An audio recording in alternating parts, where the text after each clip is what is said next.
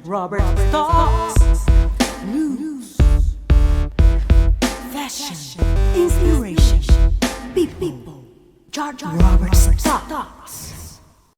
Uma produção da GRT em parceria com a Flyby Agência Digital. Está no ar o programa George Robert Talks. Minha entrevistada de hoje é portuguesa. Ela é autora, educadora, pensadora, mentora de identidade, autenticidade, posicionamento identitário e expressão humana. Ela é coautora das antologias Legado, o Valor de uma Vida e Mulheres que Mudaram o Destino. Hoje vamos conhecer mais sobre a inspiradora trajetória da Master Coach Ana Costa. Confira. George Robert Talks. E seja muito bem-vinda, Ana Costa. Muito obrigada, George. Agradeço a presença aqui. É um grande prazer e um grande gosto e estar consigo e podermos trocar aqui estes momentos. Ana, o prazer é todo nosso. Nosso porque por trás aqui desse apresentador tem uma equipe trabalhando. Então, o prazer é nosso e hoje você vai ter oportunidade em contar a sua trajetória, não só para brasileiros, mas para portugueses. Bom, pessoas que falam a língua portuguesa hoje vão conhecer mais sobre todo o trabalho que você vem desenvolvendo, esse sucesso que você é, participar de antologias, escrever, contribuir para a educação. Então, hoje, Ana, esse programa é todo seu. Vamos fazer uma viagem ao passado? Começa contando para a gente quem é a Ana Costa. Conta um pouco aí da infância da Ana para a gente. Então, a Ana Costa é portuguesa, como o George já referiu. Sou do distrito de Aveiro, que é conhecida como a Veneza de Portugal, uma cidade muito bonita, banhada pelo mar, muito aberta. E desde criança eu tive algumas características que foram marcando uma certa diferença. Eu era uma criança muito atenta, mas que era considerada muito distraída, porque eu era atenta a pormenores e a detalhes que normalmente os adultos não compreendiam e não percebiam. Então, para eles eu estava distraída, mas para mim eu estava atenta. Só que era aquilo que para mim tinha interesse e que me despertava a minha atenção.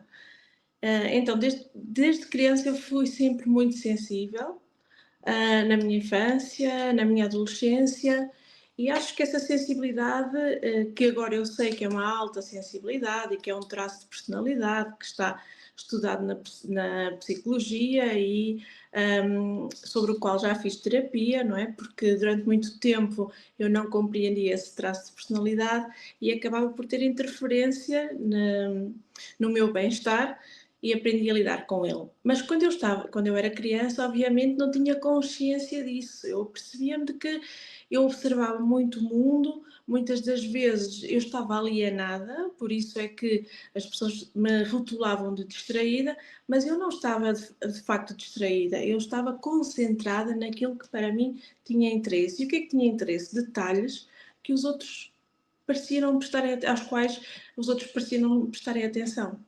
E sempre observei muito as pessoas, a forma de agir das pessoas, as formas das pessoas interagirem, os comportamentos das pessoas. Claro que eu não questionava, porque eu ainda era criança, não é? Ainda era adolescente, mas era constantemente atraída por isso. Então, lá está, havia aqui assim uma dicotomia entre aquilo que eu fazia na realidade e o mundo em que eu estava na realidade, que também era o mundo real, mas que para os adultos era um mundo à parte. Eu lembro-me, por exemplo, dos registros de avaliação da escola primária, que agora corresponde ao primeiro ciclo, que são os 4 primeiros anos de escola, vir sempre registado: a Ana Cristina é distraída, a Ana Cristina é distraída, a Ana Cristina é distraída, mas isso era a forma como eles interpretavam, não era aquilo que se passava na realidade.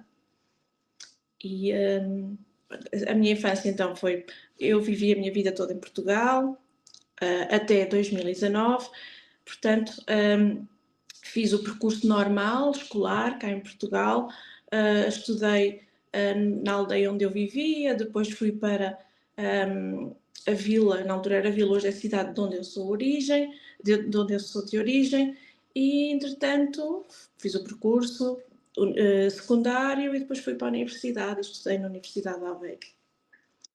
Você mencionou sobre algo muito importante, que é a questão da distração, que os adultos davam esse nome, e você, ainda muito jovem, pouca experiência, uma criança, né? Eu queria que você falasse para a gente hoje, com toda a sua formação, como foi para você lá atrás não ter a compreensão do adulto em relação a o que você sentia, como você é. Por que que eu estou te perguntando isso? Nós somos reflexo daquilo que nós vivemos lá atrás, no passado. E pela falta de entendimento dos adultos, devido, né, ao estudo que lá atrás ainda não era muito bem desenvolvido, como hoje já é, hoje a gente já consegue entender o lado do nosso aluno, do nosso filho. Lá atrás não tinha todo esse estudo, todo esse envolvimento dentro das escolas. Como foi para você, a Ana Costa, crescer com as pessoas intitulando-a? Isso te causou um trauma? Como foi isso para você? Pois, eu acho que foi mesmo decisivo na formação e estruturação da minha personalidade, porque não era apenas na escola, era também na família. Eu era considerada diferente e às vezes era considerada um pouco desafiadora, porque eu sempre tive um sentido de justiça muito, muito apurado, mesmo enquanto criança, e eu não conseguia aceitar determinadas coisas que eu via e que para mim, por exemplo, eram injustas, e eu lutava sempre pela justiça. Então, mesmo que houvesse punições e houvesse castigos, a Ana mantinha sempre a sua linha, independentemente de ser criança ou adolescente. E isso aí era visto às vezes como um certo desafio à autoridade, mas não era, porque eu nunca fui sempre extremamente educada, tive um percurso escolar exemplar, mas estava ali um traço da minha personalidade que tem a ver com justiça. Eu ainda hoje tenho esse apanágio e a minha consciência é para mim muito importante e eu não gostava de ver que os outros também, às vezes, cometiam determinados atos com os quais eu não concordava. E lá está, era criança e já o observava e reagia a isso. E depois, lá está, quer no seio familiar, quer no seio escolar, como o Jorge disse muito bem, eu tinha um professor nos 4 primeiros anos que era uma pessoa que já tinha 60 e tal anos na altura, portanto, se ainda já há este desfazamento, não é? Agora, então ele com 60 e tal anos na altura era uma pessoa que não tinha tido certamente muita formação de psicologia, de comportamento humano, e então ele corroborava um pouco a opinião que já se criava também na minha família, de que eu era distraída, de que muitas das vezes estava a fazer as tarefas, mas estava a pensar noutras coisas. Eu às vezes nem estava a pensar noutras coisas, eu prendia-me, a minha atenção prendia-se em determinados detalhes. E então, como é que eu cresci? Cresci com determinados epítetos, não é? Com determinados adjetivos, que eu acho que hoje, tendo já estudado e me tendo confrontado e analisado, e ressignificado o meu passado, eu vejo que isso começou a criar em mim uma imagem também deformada de mim. E como é que isso se acabou por refletir? Eu penso que desenvolvi muito perfeccionismo porque eu, como era incompreendida, eu tentava sempre corresponder às expectativas que as pessoas, os adultos, não é? que estavam à minha volta, quer familiares, quer na escola, ficassem contentes com o meu desempenho. Então eu comecei a desenvolver a ideia de que eu não era suficiente e que eu tinha que me esforçar bastante para que os outros também gostassem de mim, porque comecei a sentir uma certa animosidade, ou que, lá está, era incompreendida, e uma criança, quando é incompreendida, não compreende porquê, não percebe porquê. Eu talvez tivesse um mundo meu subjetivo que depois me levou à escrita e me levou à minha paixão pela literatura, e eu vivia num mundo, se calhar, que os outros não viam. Eu via e os outros não viam, não é?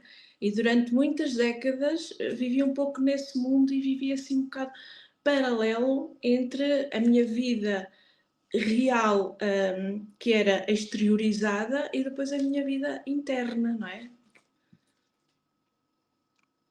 Quanta coisa interessante. Os pontos você veio colocando, porque vamos parar para imaginar algo neste momento. Imagina quantas Anas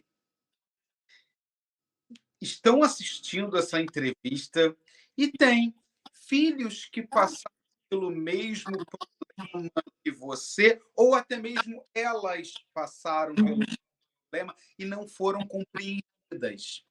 Hoje, está muito em alta a questão do bullying. Se fala muito sobre bullying, mas a gente vem de uma era que o bullying não existia. As pessoas falavam, dentro de sala de aula, o aluno era desrespeitado, chegava em casa, o aluno acabava apanhando da família, porque a mãe e o pai queria, né, que o aluno, nós, como alunos, tivéssemos mais atenção e fôssemos exemplar em sala de aula. Então, hoje, tudo, onde você fala da questão do bullying, o respeito ao outro, você, adulta, com família, com todo esse processo, uma educadora, uma master coach, você foi a fundo no autoconhecimento. Qual foi o ponto da sua vida, aquele ponto, virada de chave, para que você conseguisse aceitar como você é, para que você pudesse brilhar no meio de uma sociedade que é tão, podemos dizer que é uma sociedade tão preconceituosa em relação ao que nós somos, ao que nós queremos, ao que nós desenvolvemos como pessoa. Como foi esse ponto? Então, por incrível que pareça, esse ponto de viragem ocorreu há 4 anos, há cerca de 4 anos, apenas, há cerca de 4 anos. Mas tem sido... Como? 4 anos atrás. Sim, sim. Foi em janeiro de 2022 que se deu a viragem. E porquê? Então, como é que eu cheguei até aí e qual foi, a partir daí, a diferença? Como eu cresci com uma autoestima um pouco deformada e formatada, não é? Por as opiniões e os comentários que eu ia ouvindo, quer no seio familiar, quer na escola, mas depois na escola, à medida que eu fui crescendo, os professores já tinham mais alguns conhecimentos e não era tão intenso essa referência à alienação. Eu penso que também fui crescendo e obviamente que fui tendo mais maturidade, não é? Já não era tão infantil. Mas essa autoestima debilitada levou também à destruição do meu amor próprio e à fragilidade do meu amor próprio. E então eu enveredei por um caminho em que eu só via o outro, só agia em função da felicidade do outro, o outro fosse que outro fosse, na família, na escola, com os meus alunos, com as famílias dos meus alunos, socialmente, com os amigos, nas minhas relações amorosas, eu só via o outro. Portanto, eu queria ver o outro feliz e queria ser uma agente dessa felicidade, mas eu não pensava na minha... Eu sentia-me feliz fazendo os outros felizes. Isso, lá está, faz parte do tal processo de adaptação, que eu defendo agora, alguns conceitos que eu criei no âmbito do meu trabalho agora, que tenho desenvolvido nestes 4 anos, que são camadas que nós vamos criando e que vamos construindo, que nos permitem adaptar, que nos permitem proteger em todos os círculos que nós estamos inseridos, não é? E isso levou-me também a nível profissional, a nível escolar, a nível académico e a nível profissional. Eu fui sempre muito bem sucedida, muito. Eu sempre estabeleci as minhas metas, os meus objetivos, eu sabia onde é que eu queria chegar. Também tive um pai que me motivou muito para eu conseguir ter uma profissão segura, ter formação, apesar de ele na altura não ter muita formação, mas era uma pessoa que tinha muitos conhecimentos e sempre me estimulou muito a aprender. E, portanto, eu costumo dizer, e isso eu abordei na primeira antologia em que participei, que a minha vida tem 2 caminhos paralelos, tem 2 linhas paralelas. A linha dos objetivos que dependeram sempre só de mim e dos objetivos, ou do objetivo principal, que era formar uma família como uma fortaleza, uma família unida, que eu não consegui concretizar até hoje, porque foi um objetivo que não dependia só de mim. Portanto, eu empenhei-me e acho que aí desenvolvi muito o perfeccionismo, precisamente para corresponder a expectativas, para ser aceite, para ser considerada, entre aspas, dita normal, porque aquilo que o Jorge acabou de dizer tem plena razão. Vivemos numa sociedade que tem muitos preconceitos, que julga, não é? E já na altura isso se verificava. E então, como eu sempre, desde pequena, fui desenvolvendo a ideia de que eu era insuficiente, então eu desenvolvi muito perfeccionismo para ver se correspondia às expectativas de todos.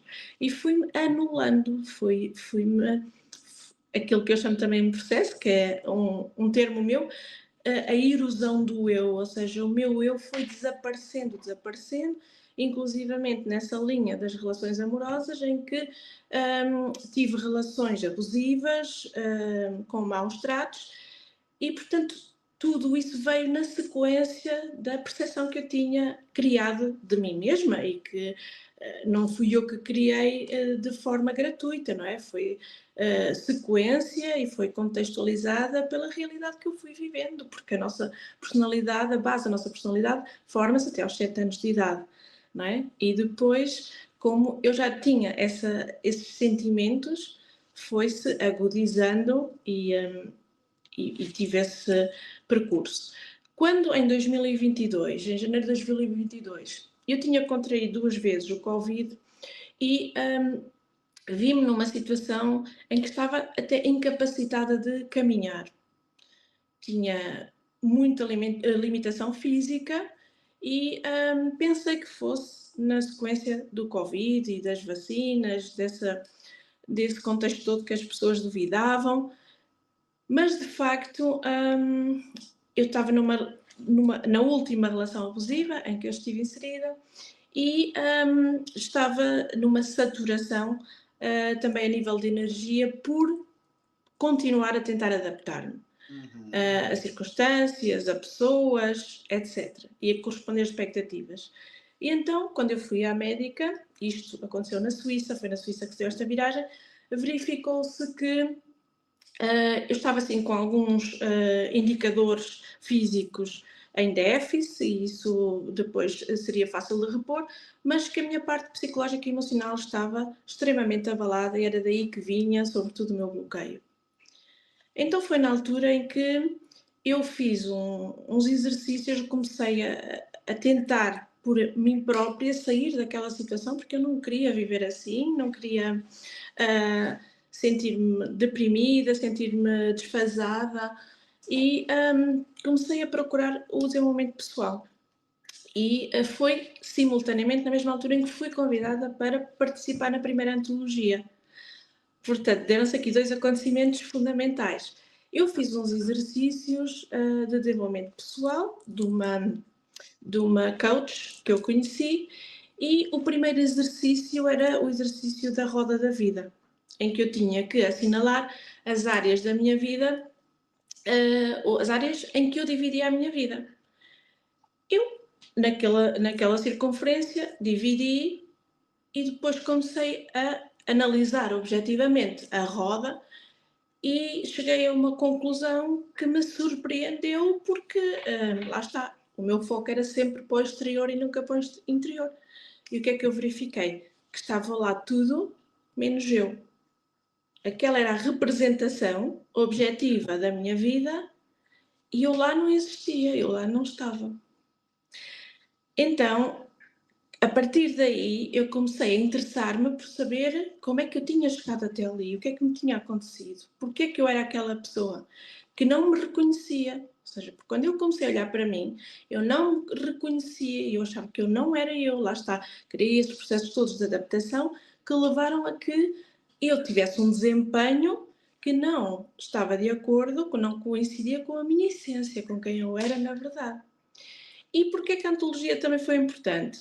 Porque me foi proposto escrever um texto sobre uma história de superação da minha vida.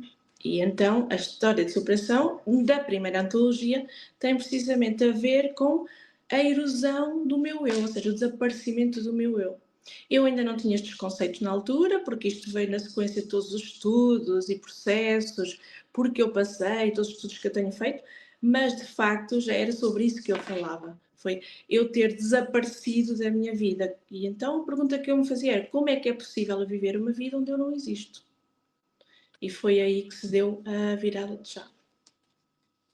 Antes dessa virada de chave, quais foram as suas fontes de inspiração? Porque a gente olha para você, né? Uma mulher inteligentíssima, belíssima, uma pessoa que desenvolve um trabalho fantástico, uma mulher que é sucesso hoje. E quais foram lá atrás suas fontes de inspiração para que você realmente viesse se conectar consigo mesmo? Eu lá atrás, eu não, acho que não tinha muitas referências, mas talvez lá está, esse meu tal mundo subjetivo, que para os outros se calhar era um mundo de sonho, que era irreal, não era bem um mundo irreal, era eu procurar no mundo aquilo onde eu com que eu me identificava. E, por exemplo, a literatura, os estudos e o desporto para mim, a escrita, os estudos e o desporto foram vertentes que me permitiram continuar a sobreviver, não é? Porque eu não vivia, eu sobrevivia. Mas eu desde muito jovem eu desenvolvi a escrita, eu comecei a escrever como se o papel fosse o meu confidente, não é? E a caneta o instrumento que permitia essas confidências, ou seja, já que o mundo me incompreendia, então eu encontrava no papel o meu confidente, aquele que guardava os meus relatos, a quem eu podia falar livremente das minhas emoções, dos meus pensamentos, dos meus sentimentos, sem ser julgada, sem ser apelidada de nada de negativo. E eu até chegava a esconder os meus escritos nos cadernos, entre os cadernos, que era para não serem descobertos por ninguém. E lá está, esse meu mundo era real, não é? Só que em vez de eu ter pessoas com quem eu pudesse partilhá-lo, eu partilhava com o papel. Depois também eu sempre fui apaixonada por estudar e comecei a entrar no mundo da literatura, da leitura, da literatura, e nós começamos a rever-nos muito em modelos, não é? Que vemos nas personagens, nas narrativas, e eu acho que eu comecei a desenvolver muito internamente através sempre das referências que eu ia buscando. Eu pratiquei também desporto, fui atleta de alta competição, isto tudo na minha adolescência, ou seja, paralelamente aos estudos e à escrita, que começou na infância. O desporto também foi fundamental para que eu conseguisse manter, ainda que escondida, a minha essência. Por um lado a escrita, por outro lado o desporto, porque se na escrita eu tinha um confidente, que era o papel, no desporto eu tinha uma área, eu era atleta, eu corria, eu era velocista, não é? Eu fui recordista nacional de 60 metros barreiras e fui campeã nacional de salto em comprimento. Então aquela área dava-me uma liberdade, permitia-me sentir eu ali, eu não era julgada. Eu tinha bons resultados, mas para além dos resultados e das provas, tinha sempre muito acompanhamento do meu pai, a minha mãe também fazia o acompanhamento que podia, porque como mulher tinha também muitas tarefas, não é? Mas o meu pai acompanhava-me sempre e eu ali era vista de outra forma. Ali já não havia a Ana distraída, a Ana que estava no seu mundo, porque eu era muito bem sucedida, porque nos treinos eu também e nas provas eu não podia distrair, porque se era velocista eu corria, o meu recorde foi de 9 segundos e 4 centésimos nos 60 metros barreiras, portanto não podia haver distrações. Então ali não havia dúvidas de que a Ana não era distraída, não é? A Ana só tinha um mundo próprio que era incompreendido e eu acho que foram todos esses domínios que me foram permitindo ter referências para agora mais tarde eu ativar recursos que eu não sabia que tinha, não tinha consciência deles, mas eles estão cá dentro, porque assim, ser atleta de alta competição não é fácil, não é? É preciso um autodomínio muito grande, estamos a falar de competição, estamos a falar de competição em 9 segundos, e desenvolvi capacidades que se calhar eu não as nomeava, e é também aí no sentido que vai o meu trabalho hoje, que é nomear aquilo que as pessoas vivem e sentem, mas que não sabem o que era o que aconteceu comigo. E eu acho que foi isso tudo que me permitiu, claro, obviamente que depois tive professores que foram modelos para mim, porque eu hoje não posso ainda lamentar muito da relação que tenho com os meus alunos e do feedback que tenho deles, porque mesmo alunos que deixam de ser meus alunos vêm ter comigo e falam comigo e me transmitem o legado que eu deixei neles, mas na minha altura de estudante nós ainda víamos o professor como uma autoridade muito mais imponente, não é? E eu acho que eu acabei, o meu sonho era seguir como para professora de desporto, mas acabei por seguir português e francês. Porquê que eu optei por francês e não por inglês? Eu gostava muito também de inglês e falo inglês, mas porque tive professores que acho que vi como modelos. Pronto. E todas essas realidades juntas e vetores juntos acho que me ajudaram agora a ir buscar recursos para potenciar esta, que eu não chamo agora de transformação. O meu pensamento desde há 4 anos para cá, com esta evolução, eu tenho tido várias nuances e eu já não me encaro hoje como uma transformação da minha personalidade. Eu acho que é um reencontro, ou seja, eu voltei a mim, não é? Eu nasci sendo a Ana e depois houve ali um desvio muito grande de décadas, condicionado por múltiplos fatores, mas finalmente esta viagem de conhecimento pessoal e desenvolvimento do meu pensamento e porque eu digo, e lá está, e porque é que eu era considerada alienada? Porque eu sou apaixonada por pessoas. Apesar das grandes decepções que já tive, eu continuo apaixonada por pessoas. Eu acho que o ser humano é a máquina mais interessante que existe, sem sermos uma máquina, mas somos, não é? E adoro estudar a mente do ser humano, o comportamento, a consciência e tudo isso. E então acho que foi a conjugação destes fatores todos que me permitiu agora ir ativar esses recursos. Muito bom. E hoje você contribui para o crescimento profissional de muita gente. Além de se dedicar à educação, você ensina português, francês, latim, cultura clássica, cidadania. Imagina quantos alunos olham para você ou vão estar aqui assistindo essa entrevista, estão assistindo a entrevista e não têm noção do que você passou lá atrás. Mas o que a gente vê aqui nessa entrevista é que você, como educadora, autora, contribuindo para antologias, bem focada na literatura. Hoje, você, como educadora, passa para todas essas pessoas a importância da educação e como a educação é o único passaporte para a liberdade de todos nós, seres humanos. Porque sem esse autoconhecimento, sem essa base educativa, acadêmica, a gente não consegue ir muito longe na vida. E quando crianças, nós também nós ficávamos nas perguntas diárias: o que eu estou fazendo aqui se ninguém me compreende? O porquê eu tenho que aprender isso e quando eu vou usar essa matéria? E hoje, no presente, a gente consegue compreender o passado. É por isso que a gente estuda história, para compreender o que acontece no nosso presente.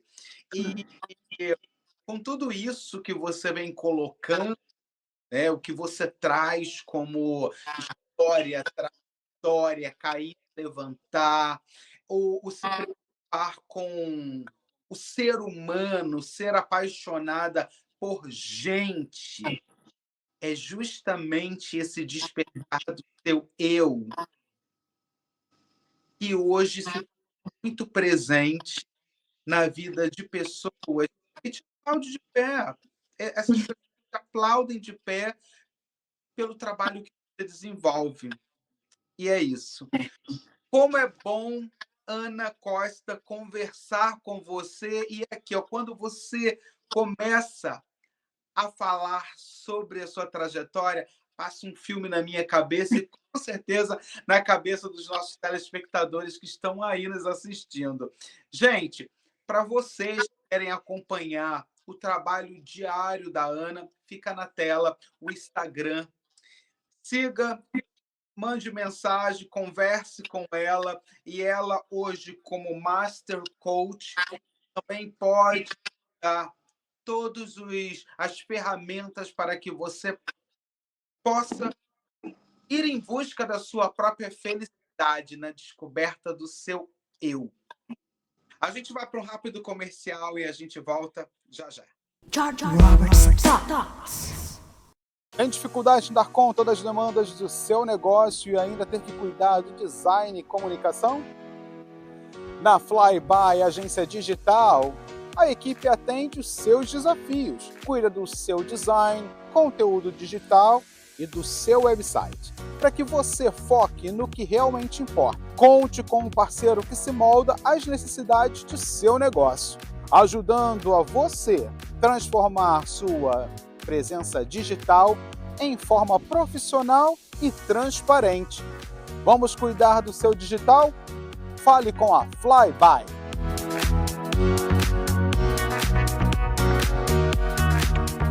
Bem-vindos à barbearia do Carioca. Nosso ambiente aconchegante garante uma experiência agradável e descontraída. Cortes de cabelo a partir de R$ 45 e cabelo mais barba por apenas R$ 80. E também oferecemos vários serviços para ajudá-lo a encontrar o estilo que melhor se adapta a você. Venha nos visitar e experimente nossos serviços excepcionais a preços acessíveis.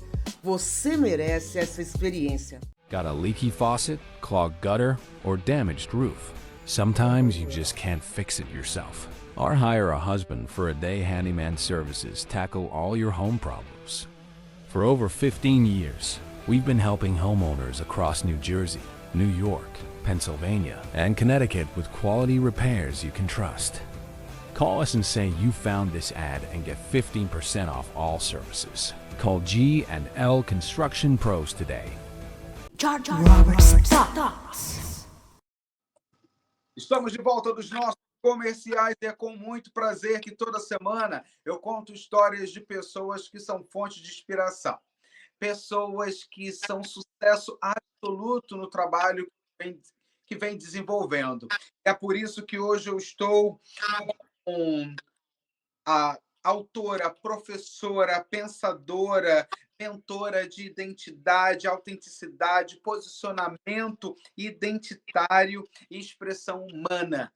Hoje, de frente comigo, Ana Costa, essa mulher inteligentíssima e que vem desenvolvendo um trabalho belíssimo com alunos e também contribuindo com o seu saber como coautora de antologias. Vamos falar da primeira antologia, Legado, o valor de uma vida. Como surgiu participar dessa antologia? Por que o interesse? Eu fui convidada para participar numa antologia. Hoje ela já vai no 8º volume, eu participei no primeiro, por uma editora, pela CEO de uma editora também brasileira, e foi-me então proposto que contasse uma história de superação, porque havia pessoas que me conheciam, não conheciam propriamente toda a minha história, mas pronto, validavam um pouco o meu percurso e consideravam que eu teria certamente histórias de superação para contar. E na altura fiquei assim um bocadinho perplexa e assim, contar uma história de superação, isto vai implicar ir dentro de mim e vir aqui descobrir sobre o que é que eu vou falar. E foi de facto um grande pontapé de saída deste desenvolvimento pessoal, porque eu decidi então contar a parte do desaparecimento do meu eu na minha vida e, sobretudo, um pouco focar também na parte da violência doméstica de que fui vítima, porque acho também que é um tema muito, muito importante atualmente, já o era há décadas, não é? E infelizmente, ainda com a evolução desta sociedade que ainda o George referiu, a nível da psicologia, dos conhecimentos, de tudo, não é? Infelizmente continua a ser um flagelo. E realmente foi algo que me marcou muito, a violência doméstica, e que me fez durante décadas estar completamente apagada. Não é? Eu estimulava a luz nos outros, mas a minha luz estava apagada. Agora, Ana, como você se sente? Porque as duas antologias, né? A gente vai falar da próxima antologia. As duas antologias, né, vieram aí do contexto brasileiro e você é portuguesa. Como você se sente, né, do brasileiro ter esse carinho, esse amor e essa vontade de conhecer a sua história? Até me estou a arrepiar, Jorge, porque o Jorge também é brasileiro e também me fez o convite, portanto, isto não era muito provável há uns anos atrás, não porque eu tivesse qualquer preconceito, porque não tenho, porque nós somos irmãos, somos povos irmãos, falamos a mesma língua, temos origens também que se tocam, nós estivemos no Brasil, não é? E, portanto, não era nenhum preconceito, mas não me sentia muito ligada ao Brasil. Eu penso que era pela ideia da violência, porque sempre associei o Brasil a um país com muita violência e que me assustava. Enquanto muitos portugueses eram fascinados por ir ao Brasil, eu tinha medo de ir ao Brasil. E a partir do momento em que participo em primeira antologia e baseado na antologia, foi criado um clube do legado que reunia muitas autoras e que foi agregando autoras à medida que foram sendo feitos mais volumes, mais autoras faziam parte do clube do legado. E, na sua maioria, eram brasileiras. Sempre. E são. Herdei extraordinárias amigas que continuam, isto foi em 2022, continuam na minha vida. A minha terapeuta de alta sensibilidade, eu conhecia nessa antologia. Há uma outra minha amiga também, psicoterapeuta, que, portanto, tenho ligação, começou aí a minha ligação ao Brasil e às pessoas brasileiras. Continuou, não é? Porque eu nunca me desliguei, e agora com esta segunda antologia mais ainda. Tem sido uma surpresa. Se eu já dizia que na primeira e depois nos anos subsequentes que tinha herdado uma parte da minha vida que eu não contava, então agora intensificou-se muito, porque na realidade esta antologia tem sido extraordinária a nível de conexões, de conhecimento de histórias, e as histórias ligam pessoas, não é? Verdade. E antes das histórias virem para o mundo, não é? No dia 20 de maio, em Zurique, nós já fomos atravessados por elas. Eu conheci pessoas extraordinárias, os outros coautores, as histórias dos outros coautores, e nós estamos impactados também. Eu tenho a minha, mas eu fui impactada por todas as outras histórias.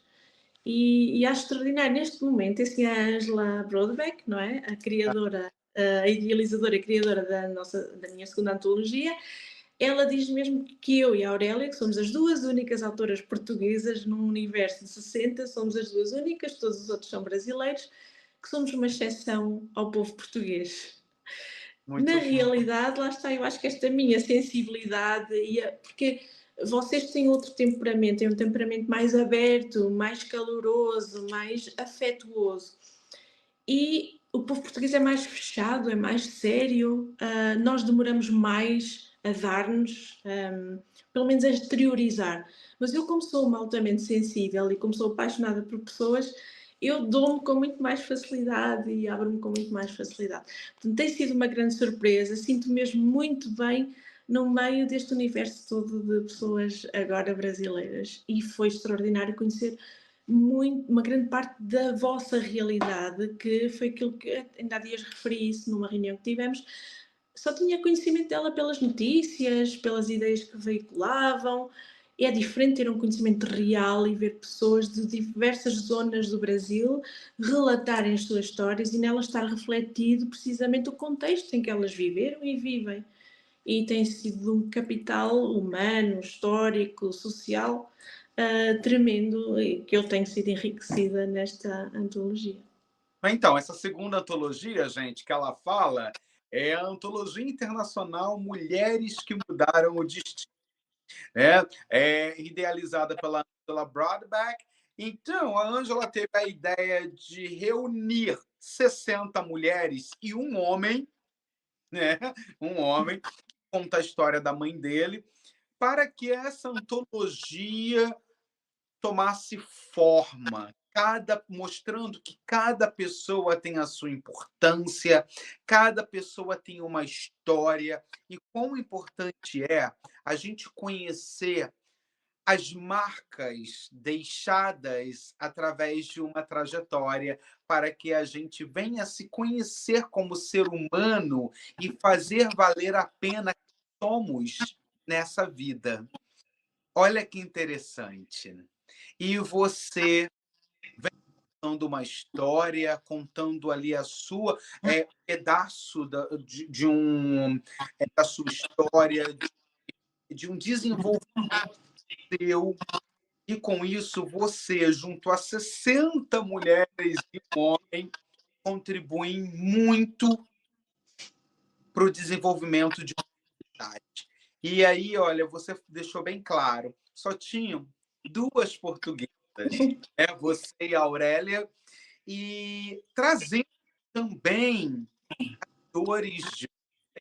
Então, para que a gente venha compreender como ser humano que todo mundo cresce depois que cai. Sempre. É sentindo a dor que a gente amadurece, né? E algo que todos nós temos em comum, todo ser humano tem que sentir dor para crescer, e todo ser humano tem a busca insensata dessa felicidade que está dentro de nós mesmos. Exatamente. Para se dar conta disso a partir do momento que a gente começa a estudar quem nós somos de verdade. E o que você vem falando nessa entrevista, né? A busca do eu, a busca daquela menina que lá atrás, na observação dos professores e da família, era muito distraída e que hoje, como mulher, contribui para o crescimento de uma sociedade. Parabéns! Olha que fantástico. Isso é muito bom. Eu vou para a parte do meu programa que você não sabia. Eu deixei ali. Isso, gente, ali na surpresa. É um bate-bola. Vamos lá? Vamos ver como é que eu me saio. Vamos. Um bate-bola com Ana Costa.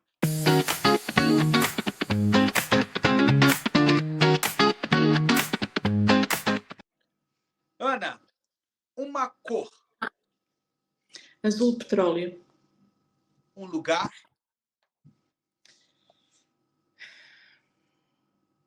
Grécia. montanha, praia ou cidade, Praia. teatro, TV ou cinema, Cinema. um gênero musical, Ui, eu gosto de vários.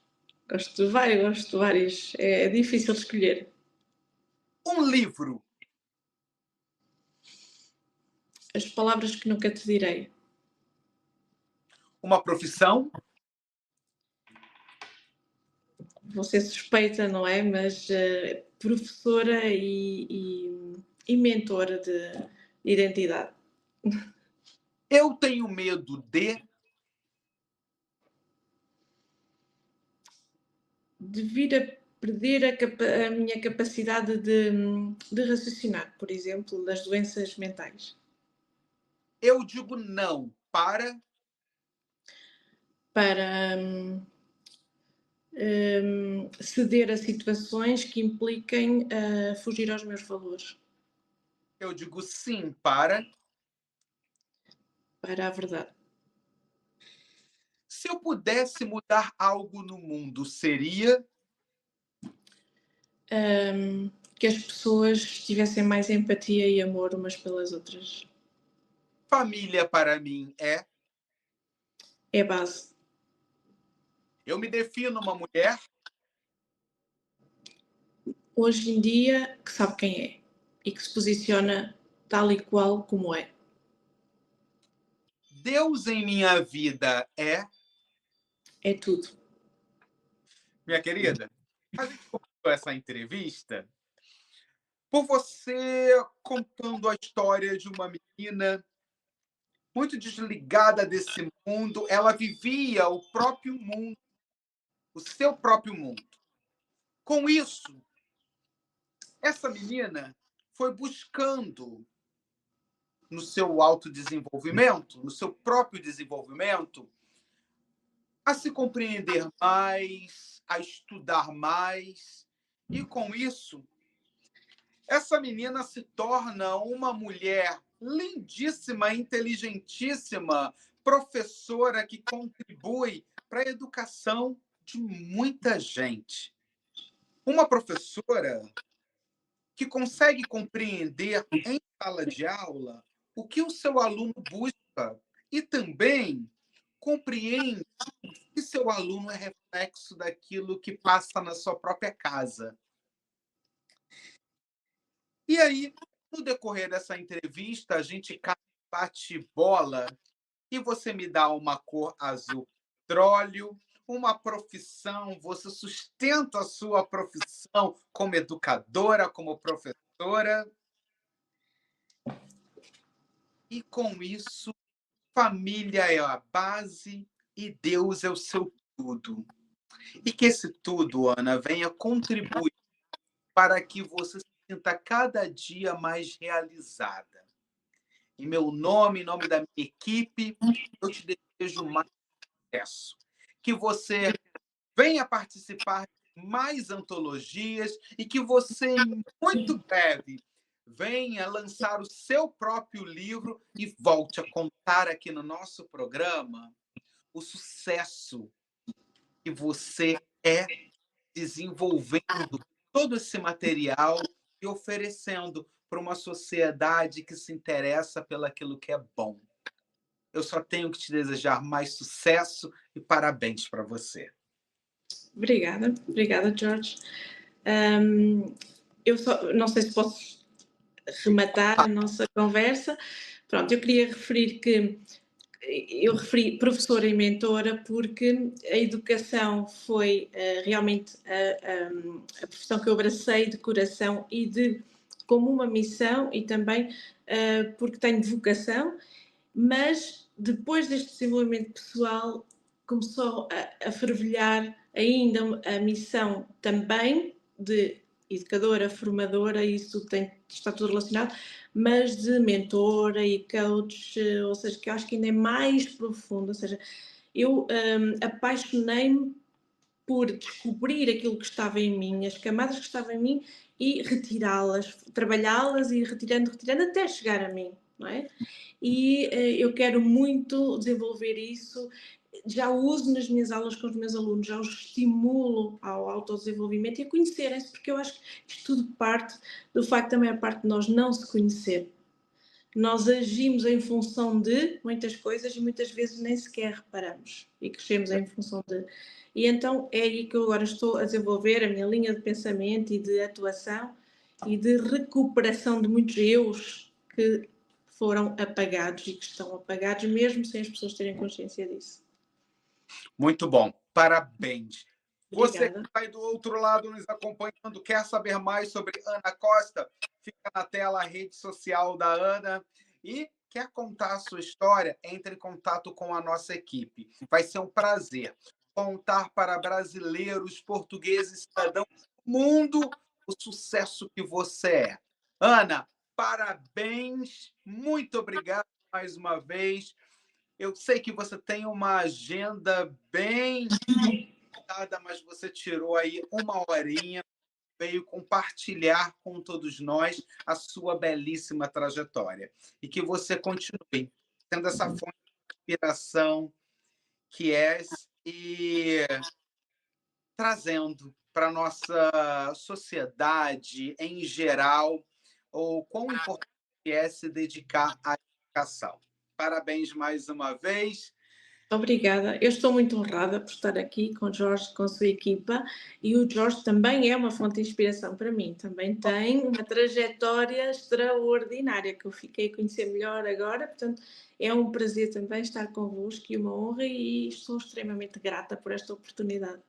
Muito obrigado. Você é muito bem-vinda. Você que está aí nos assistindo, a gente chega ao final de mais um programa, mas com certeza eu venho trazendo mais histórias de pessoas que são fonte de inspiração, como a Ana Costa, para todos vocês. Muito obrigado pela sua audiência. Com certeza a gente se vê em breve. Robert Talks. Robert Talks.